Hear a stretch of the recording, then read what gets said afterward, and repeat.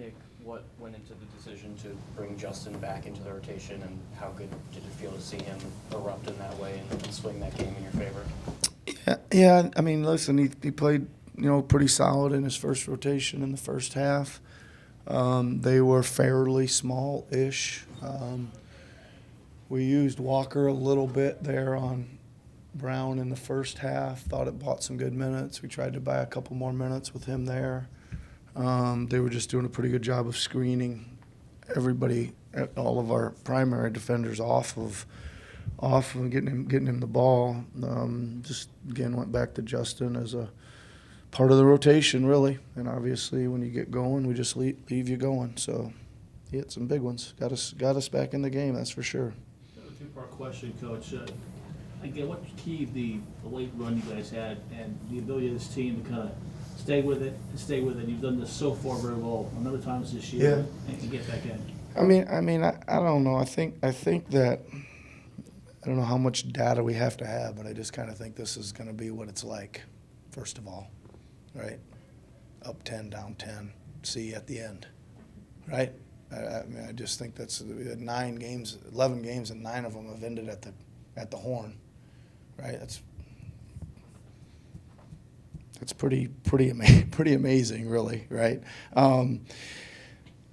Again, I think that we go through some ups and downs moments. I mean, you guys are watching the games. There's some times when the break's there and we're finding people and we're hitting the paint. There's some times when it gets stagnant.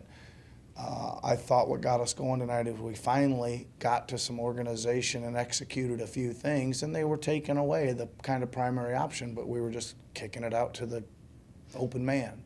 But it was off some execution and some organization, and I think that got us going there and when we needed it. Obviously, Kelly had the big putback.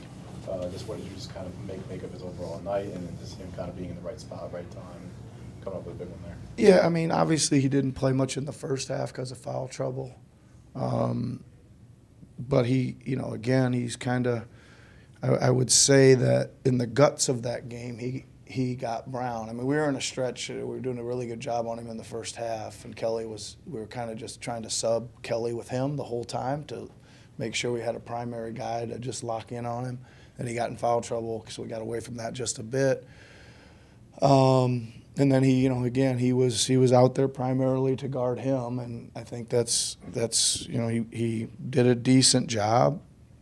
He works at it. He makes the catches tough. He's swatting at the ball, and I mean Brown's really good. We had to do a lot of stuff to try to stop him there, and they would, we'd counter with something. They'd counter back and hit a deep 3 on us when we would rotate or something to put 2 on him. And so it was kind of that chess match going on. But I just think Kelly did the work, right? He just accepted the challenge and did the work and did a good job with that. How big was that high hedge by Andre on the last possession that created the deflection and kind of created the chaos of that last offensive possession for Boston? Yeah, it was huge.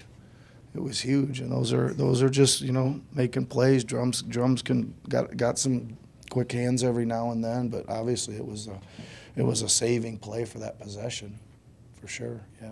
Nick, Jordan Walsh did a good job against Tyrese late in this game. I guess when you have a matchup like that where there's just so much length on him, what you sort of want him to do in terms of low-hanging fruit, try to find advantage there. Yeah. So we were. I don't know how much of this I should give away, but he was doing a good job, but eventually in the possession he was trying to force him a certain direction, so we were trying to flip the angles of the screens a little bit to give Tyrese some type of driving lane where the big was. He wasn't staring right at the big, and Drum was doing a pretty decent job of that. I mean, Tyrese did get down the paint. There were length, and they were pulling in. He had to make some shots over some pretty long guys there for a couple times, or get them up anyway. But again, I thought he made a couple great kickouts, right? Really, right when we needed them. He was feeling those kickouts. He was asking for certain guys to be certain places because he thought they'd be open. So he was doing a good job of reading that stuff. Yeah. Obviously, you were able to recover and pick up the win. But I mean, the third quarter issues kind of popped up again. And is there something maybe you can identify and maybe just try to figure it out from there? I don't know. Right now, I'm going to say I'd rather be a better fourth quarter team than third quarter team because our fourth quarters are pretty damn good. Right. Nick, we, But I'll keep working on it. We'll keep working on it. We did think about changing the lineup. I think just switching something in the lineup is something I've used in the past, right? I went for a long, almost second half of the whole season, starting one group and starting another group in the second half because we kind of had this similar thing. I don't know, maybe we'll just do halftime down on the bench instead of coming up to the locker room. I know that's something else we could try. I don't know. I'm sorry to go away from the game for a second, but you said earlier there was going to be Yep. imaging done on both guys. Yep. We got an update on Paul George Yep. earlier. Is there any update on Joel and sort of where you stand now with PG with a couple days of practice? Do you expect him to do stuff? Yeah. I'll answer the Joel part first. Joel has no structural issues, and he's day-to-day. And what was the Paul question? Just, I There's guess something for in both the... guys then, Yeah. I guess for both guys then, is there, with a couple days, I assume, of practice, or at least one? Yeah, I on mean- Friday, is there any plan for participation, that kind of stuff, or is it just a wait and see deal? I mean, I wouldn't rule anything out. You know, neither one of them have been ruled out, and it is a wait and see from there. Yep. Joel's having no structural issues, considering that he's had so many injury problems. How much is that a big sigh of relief? Because you've had him for games this year, and he's played pretty well recently. How much is that a, ooh. It is certainly. I think what I'm more concerned of is I think he's trending upwards, right? I think the conditioning and the minutes and all the things are going to trend up to playing even better, right? So I think it's really important that we get to hopefully get him out there soon. Nick, when you look at his team last year to this year, you're not dealing with absences quite at the same level, but still to a good degree. Just what have you made of the team's depth and resiliency so far? Yeah, I mean, you're right. It's still we still are going into these games with 3 or 4 rotational guys out. Right? I think last year we were getting mostly 6 and 7 rotational guys out.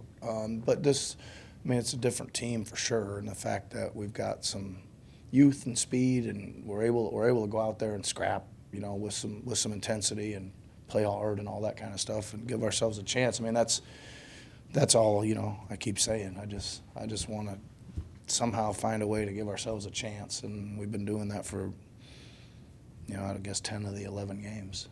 You guys have had a pretty compacted. DJ's athleticism and ability to make big plays these last couple games in the fourth, would you have known when you met him, like just the mental approach he would have? Because he's made big plays. Yeah, he has made big plays. I think that again he's pretty fearless out there, right? He got great composure. He's calm. Like he's not like, he doesn't make too many mistakes. He's all that kind of stuff. And like I super believe in him, which is why I leave him out there in the fourth quarter of a close game. Like he needs to be out there and learn this stuff, and he's produced. And again, he's one of our better defenders for sure. So again, he's going to need to be out there late in games to try to make a play there too. You guys have had a pretty jammed up schedule. You already have 3 back-to-backs in 11 games. This is nice to have a 5-game stretch of one game to kind of get not only these other guys healthy, but to get like some of you guys a group. Yeah, so a couple good things, because we got 2 days in a game, and 2 days in a game is we got a whole group of guys that need to get on the court. It's hard to get on the court when you're playing and traveling, right? There's a group of guys that need to get out there and get up and down, and then there's another group of probably 4 guys that need to stay away from the court, right, and get their legs back underneath them. Go back to Justin for a second, and I know the stay ready mantra is like always what guys that are sort of on the fringe of the rotation always talk about, but like how do you sort of preach and like encourage that like day to day so that somebody is ready to step in if they do? I mean, I think I've said this to you guys before, like I love him. I don't worry about him, right? He works extremely hard. He's really worked on his shooting. He goes out there and tries as hard as he can on defense every time. He's not perfect, but he's a really good, developing young player that I love. I'm not, when he has a bad game, it doesn't even faze me because I love him. Yep. All right. Thanks, everybody.